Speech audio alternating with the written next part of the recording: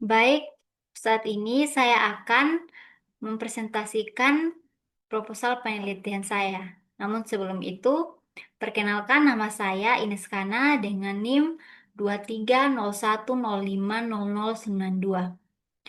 Judul proposal saya yaitu implementasi model pembelajaran kontekstual teaching and learning untuk meningkatkan hasil belajar fisika tentang hukum Newton pada siswa kelas 10 SMA Negeri 1 Sabu Timur.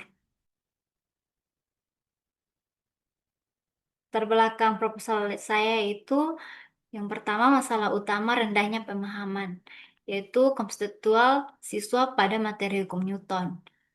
Data awalnya itu nilai rata-rata fisika tahun 2024 di bawah 65%. Nah, di sini kondisi sekolahnya itu fasilitas laboratoriumnya itu terbatas di SMA Negeri 1 Sabu Timur. SMA Negeri 1 Sabu Timur itu berada di daerah pedesaan.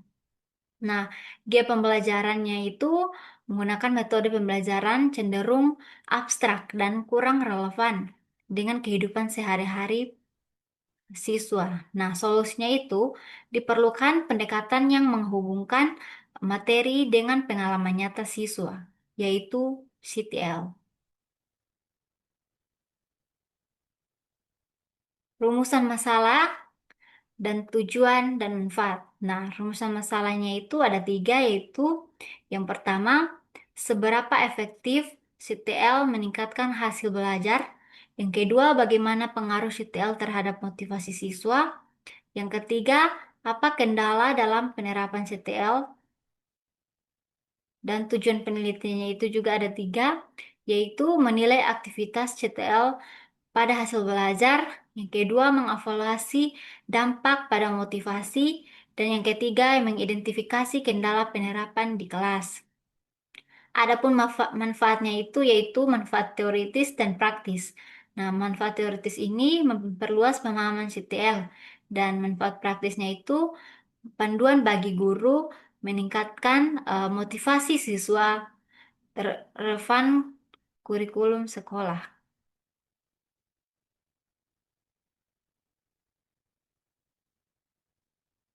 Nah, kajian pustaka yaitu konsep CTL. Yang pertama, definisi CTL. Contextual Teaching and Learning adalah kerangka pembelajaran yang menghubungkan materi dengan dunia nyata siswa.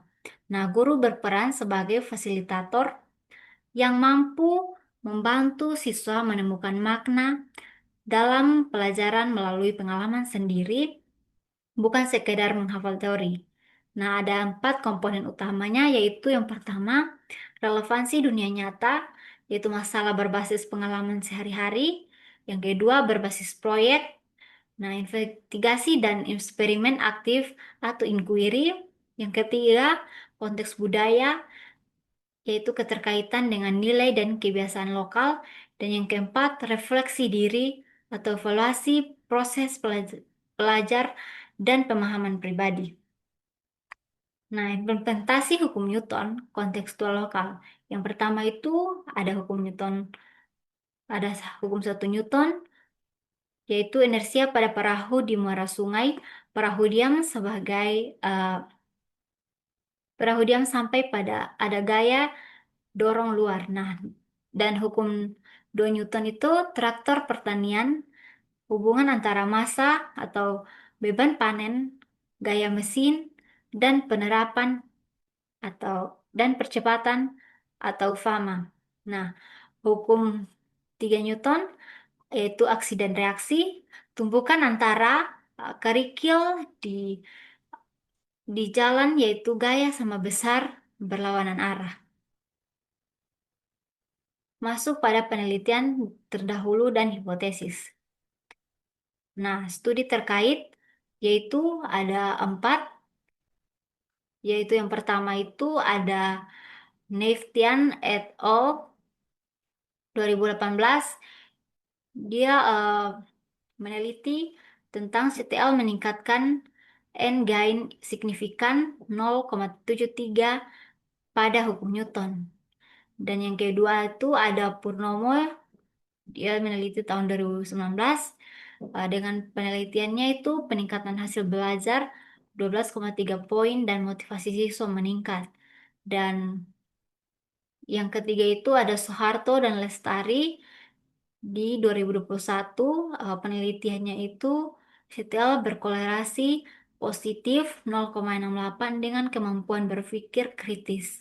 Dan yang keempat itu ada Yulianti pada tahun 2021, penelitiannya itu tentang meta-analisis menunjukkan efek medium besar D sama dengan 0,78 CTL terhadap fisika. Nah, adapun hipotesis tindakan yaitu menerapkan model pembelajaran kontekstual teaching and learning untuk dapat meningkatkan hasil belajar fisika pada materi hukum Newton pada siswa kelas 10 SMA Negeri 1 Sabu Timur. Nah, kita masuk pada metodologi penelitian.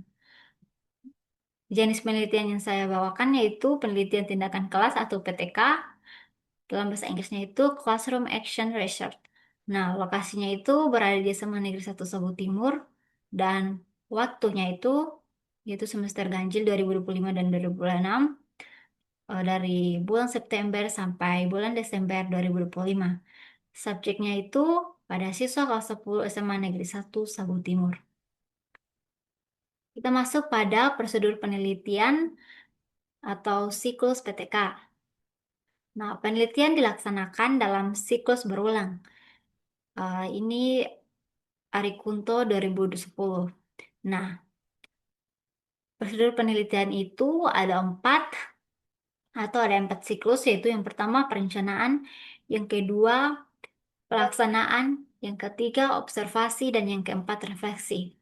Nah, yang pertama itu perencanaan.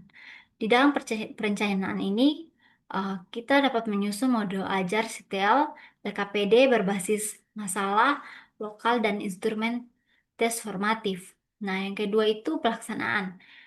Nah, pada pelaksanaan ini implementasi di kelas, yaitu dengan cara motivasi pembentukan kelompok, investigasi tim, dan evaluasi atau kuis. Nah, pada tahap observasi, dapat mengamati aktivitas siswa dan guru menggunakan lembar observasi selama KBM atau kegiatan belajar mengajar. Nah, dan yang keempat itu refleksi. Di refleksi ini, kita membuat analisis data keberhasilan dan perencanaan perbaikan untuk siklus berikutnya. Instrumen dan teknik analisis data. Nah, instrumen penelitian ada 4. Yang pertama itu perangkat pembelajaran, yaitu silabus dan modul ajar. Yang kedua itu LKPD, atau lembar kerja peserta didik dengan panduan investigasi kelompok. Yang ketiga tes formatif, yaitu menggunakan soal evaluasi pemahaman konsep. Dan yang keempat itu lembar observasi dengan aktivitas siswa dan guru.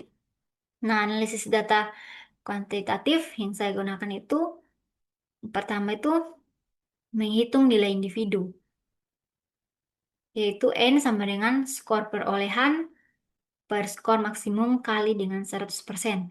Dan menghitung ketuntasan klasikal, yaitu P sama dengan sigma S siswa tuntas dan siswa tuntas per sigma total siswa kali 100%.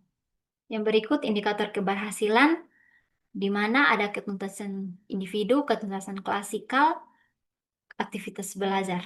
Nah, yang pertama itu ketuntasan individu. Di dalam ketuntasan individu ini, siswa dianggap tuntas belajar jika nilai yang diperoleh itu mencapai atau melebihi kriteria ketuntasan minimal atau KKM. Nah, mata pelajaran fisika yang ditetapkan di sekolah. Dan kedua itu ketuntasan klasikal. Nah, ketuntasan klasikal ini, kelas dianggap berhasil jika presentasi siswa yang tuntas belajar secara klasikal mencapai target yang ditentukan. Misalnya, 80% siswa mencapai KKM. Dan yang ketiga itu uh, aktivitas belajar. Nah, ini terjadi peningkatan aktivitas positif siswa, yaitu dalam bertanya, berdiskusi, mengerjakan LKPD, dan performa mengajar guru di setiap siklusnya. Sekian presentasi dari saya. Terima kasih.